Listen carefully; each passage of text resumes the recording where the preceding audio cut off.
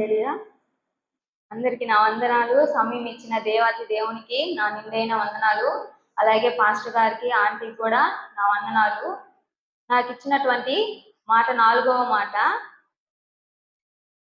చదువుకుందాము. మత్తయి సువార్త 27:46. ఇంచుమించు 3 గంటలప్పుడు యేసు ఏలి ఏలి లామా సబక్తాని అని బిగ్గరగా కేక వేసాను. ఈ వాక్యం కోసము 4వ మాట కోసం ప్రార్థన చేసుకున్నాము. స్తుతి స్తుతి స్తుతి స్తుతికి పాత్రుడా, సర్వోన్నతుడా, పూజనీయుడా, నీ బంగారు పదాలకు వందనాలు, స్తుతులు, స్తోత్రములు దేవా. తండ్రి నాయన యేసయ్యా, ఇదిగో తండ్రి నాయన యేసయ్యా, దీనున్నటువంటి నాయన యేసయ్యా, దరిద్రున్నటువంటి నాయన యేసయ్యా, నన్ను నాయన యేసయ్యా నిలవబెట్టుకొని నీ 4వ మాట మాట్లాడుటకు నన్ను ఎంచుకున్నందుకే వందనాలు, స్తుతులు, స్తోత్రాలు దేవా. తండ్రి నాయన యేసయ్యా, నేను 4వ మాట మాట్లాడుచుండగా నాయన యేసయ్యా, నా మాటలు కాదు ప్రభువా నాయన యేసయ్యా, నీ మాటలుగా నాయన యేసయ్యా నాతో మీరు ఉండగా దేవుడు ఏలి ఏలి లామా సబక్తా అని బిగ్గరగా కేక వేస్తున్నాడు. అలా ఎందుకు కేక వేస్తున్నాడు? ఆయన మనకి ఈ లోకానికి వచ్చి ఆయన మరణ శిక్ష విధించి ఆయన మన ఈ లోకంలో ఉన్నటువంటి పాపాలన్నీ తొలగించడానికి ఈ లోకానికి వచ్చాడు కదా. మరి ఎందుకు అలా బిగ్గరగా కేక వేస్తున్నాడు? క్రీస్తు జన్మించక ముందే ఆయన దేవుని కుమారుడని ఎన్నో లేఖనాలు వ్రాయబడ్డాయి. హల్లెలూయా. తన శిష్యులతో పలుమార్లు ప్రస్తావిస్తాడు కూడా. అలాగే యూదా ఇస్కరియోతు ద్వారా తనను బంధించి మరణ శిక్ష విధించి తన్ని చంపుతారని ఆయనకి ముందే తెలుసు. అయినా కూడా ఏ మాత్రం భయపడకుండా యేసు ప్రభువారు తన సైనికులకు ఎదురెళ్ళి మరి తను వెతుకుతున్నారనమాట. యేసు ప్రభువుని ఆయన్ని సిలువ వేసి శిక్షించేందుకు సైనికులు వెతుకుతూ ఉంటే ఏ మాత్రం భయపడలేదన్నమాట. యేసు ప్రభు వారు భయపడకుండా ఎదురెళ్ళి మరి నేనే యేసునని చెప్తాడు. మరి ఇంత తెలిసిన యేసు ప్రభు వారు ఆయన తండ్రితోటి ఎందుకు నా దేవా నన్ను ఎందుకు చేయి విడిచావని ప్రశ్నిస్తాడనమాట. అడుగుతాడు, ఎందుకు నన్ను వదిలేసావయ్యా అని ఒక తండ్రిని ఒక కుమారుడు అడుగుతాడనమాట. మనం చూస్తున్నట్లయితే తండ్రి కుమారులు ఎప్పుడు వాళ్ళిద్దరికి ఎడబాటు అనేది కలగలేదు. వాళ్ళిద్దరి మధ్య దూరం అనేది ఎప్పుడు లేదు. వాళ్ళిద్దరూ ఒకరిగానే ఉండేవాళ్ళనమాట. మన ఈ లోకానికి వచ్చేందుకు మన తండ్రి అయిన దేవుడు కుమారుని చెయ్యి వదిలిపెట్టేస్తాడు. వదిలిపెట్టినందువలన ఆయనకి ఎంతో బాధతో ఆవేదనతోటి ఎందుకు అంత బాధ వస్తుందంటే ఆయన ఒక మామూలు సాధారణమైనటువంటి మన మానవ జాతి రూపంలోకి వచ్చాడు కాబట్టి, మన శరీరాన్ని ఆయన మార్చుకున్నాడు కాబట్టి, ఆయన మన సాధారణమైనటువంటి మనుషులు ఎలాగైతే బాధపడతారో, తన్ని కొడాదప్పులు కొట్టినప్పుడు అటువంటి బాధే వచ్చింది, తను చంపగడ్డ పీకినప్పుడు అటువంటి బాధే కలిగింది. అలాగే 1-40 కొరడా దెబ్బలు కొట్టినప్పుడు కూడా ఆయనకి అట్లాగే రక్తం కూడా కారింది. ఆఖరి రక్త బొట్టు వరకు ఆయన మన కొరకు చిందించాడనమాట. అలాగే 3 చేతులకి మేకులు కూడా కొట్టారు. అప్పుడు కూడా ఆయన యేసు ప్రభువు కదా, ఆయనకేం కాదు కదా అని అనుకోవచ్చు. కానీ మన మానవ జాతి రూపంలో ఉన్నాడు కాబట్టి ప్రతి ఒక్క దెబ్బ ఆయనకి మన మానవుల్లాగానే ఆయనకి తగులుతుందన్నమాట. ఒక్కసారిగా దూరం అయిపోయినందున ఆయనకి చాలా బాధ కలిగింది.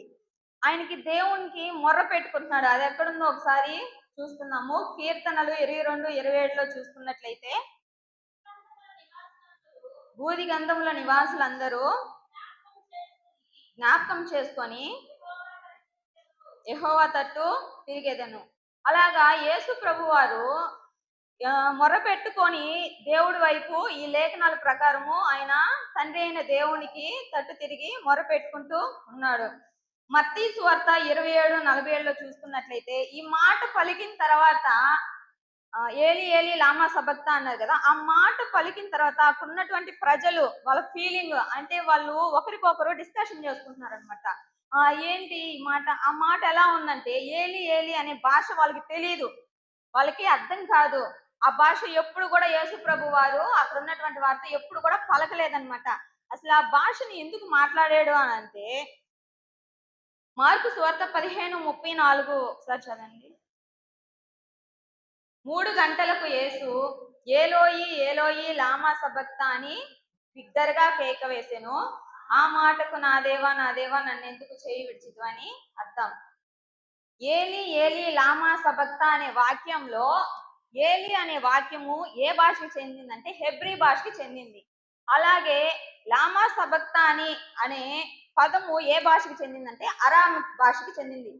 ఈ రెండు భాషలను కలిపి యేసు ప్రభు వారు దేవునికి చెప్తూ ఉంటాడనమాట ఆ వాక్యాన్ని. యేసు శిలువలో ఆ మాటలు పలికినప్పుడు అక్కడున్నటువంటి వారందరూ ఏలియాని పిలుస్తున్నాడు కాబోలు, ఏలియా వస్తే ఇతన్ని రక్షిస్తుందేమో అని చెప్పేసి, ఏలియా అంటే ఎవరు? ప్రవక్త. ఆ ప్రవక్త అయినటువంటి ఏలియా వచ్చి తనని రక్షిస్తాడేమో అని వెతుకుతూ చూస్తున్నారు ఏలియా కోసము. కానీ ఆ మాటకి అర్థము మనకి ముందుగానే గ్రంథకర్తలు రచించేశారు. ఏలి ఏలి ఏలి అని అంటే అర్థం ఏంటి? నా దేవా నా దేవా అని. లామా సబక్త్ అంటే నన్ను ఎందుకు చేయి విడిచావని అర్థం అన్నమాట. తండ్రి చేయి విడిచి మానవుని చెయ్యి పట్టుకున్నాడు. ఆయన తండ్రి కుమారుని చెయ్యి వదిలిపెట్టేశాడు. దేని కొరకు? మన పాపాలన్నిటిని కొరకు, మన పాపం కోసము ఆయన్ని పంపిస్తే గాని, ఆయన మరణిస్తే గాని మన పాపాలన్నిటిని కడిగివేయడానికి లేదన్నమాట. అలాగే రోమా పత్రిక 8:4 చూసుకున్నట్లయితే, ధర్మశాస్త్ర సంబంధమైన నీతి విధి నెరవేర్చబడవాలని పాప పరిహారము నిమిత్తము దేవుడు తన సొంత కుమారుణ్ణి పాప శరీరాకారంతో పంపి ఆయన శరీరమందు పాపమునకు శిక్ష విధించాను. తండ్రి అయిన దేవుడు మనల్ని అధికంగా ప్రేమించాడు. నిత్య రాజ్యంలో ఆయనతోటి ఎల్లప్పుడూ మనము సహవాసం చేయాలని, ఆయనతో ఉండాలని మన తండ్రి అయిన యెహోవా దేవుడు ఆశపడ్డాడు. కాబట్టి కుమారుడైన దేవుణ్ణి మన ఈ లోకంలోనికి పంపించాడు. ఆయన మన ఈ లోకాన్ని ఎంతగా ప్రేమించాడో యోహాను సువార్త 3:16 మనం చూస్తే, దేవుడు లోకమును ఎంతో ప్రేమించెను కాగా ఆయన తన అద్వితీయ కుమారునిగా పుట్టిన వాని యందు విశ్వాసముంచు ప్రతి వాడును నశింపగా నిత్య జీవము పొందునట్లు ఆయనను అనుగ్రహించెను. చూసారు కదా, దేవుడు ఇక్కడ మన ఈ లోకాన్ని ఎంతగానో ప్రేమించాడు. ఈ లోకాన్ని మన ఇంతగా ఎందుకు ప్రేమించాడంటే, ఆయన రూపంతో, ఆయన స్వరూపంతో మనల్ని మట్టితో చేశాడు. కాబట్టి ఆయనకి ఈ లోకంలో ఉన్నటువంటి మన ప్రజలందరూ అంటే ఆయనకి ఎంతగానో ప్రేమ, ఎంతగానో ఆయనకి ఇష్టం అన్నమాట. తన కుమారుని సైతము త్యాగం చేయాలనుకున్నాడు. మనలో ఒక తండ్రి ఒక కుమారుని బలివ్వమంటే ఇస్తారా? ఎవ్వరు కూడా ఇవ్వరు. కానీ మన తండ్రి అయిన దేవుడు మనల కోసము, మన పాపాలన్నిటినీ కడిగి వేసే దాని కోసము, మన కోసము ఎవరైనా అయ్యా నువ్వు ఇది త్యాగం చేయంటే చేస్తారా? నా కోసం మరణించంటే మరణిస్తారా? ఎవ్వరు కూడా మరణించరు.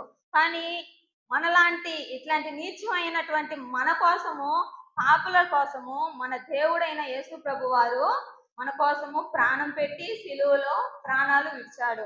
అలాగే క్రీస్తు సిలువలో మరణించక ముందే 1000 సంవత్సరాల క్రితమే దేవుడు ఆయన్ని చెయ్యి విడిచిపెడతానని ముందుగానే గ్రంథకర్తలు మనకి కీర్తనాకారుడు ప్రవచనాలు చెప్పాడు. అది కీర్తనలు 22:1 చూసుకున్నట్లయితే, నా దేవా నా దేవా నీవు నన్నేల విడనాడితివి, నన్ను రక్షింపక నా ఆర్తధ్వని వినక నీవేళ దూరంగా నున్నావు. ఈ ప్రవచనము ఎక్కడ నెరవేరిందంటే సిలువలో నెరవేరింది. ఈ ప్రవచనాన్ని కీర్తనకారుడు 1000 సంవత్సరాల క్రితమే మనకి ముందుగానే చెప్పాడనమాట.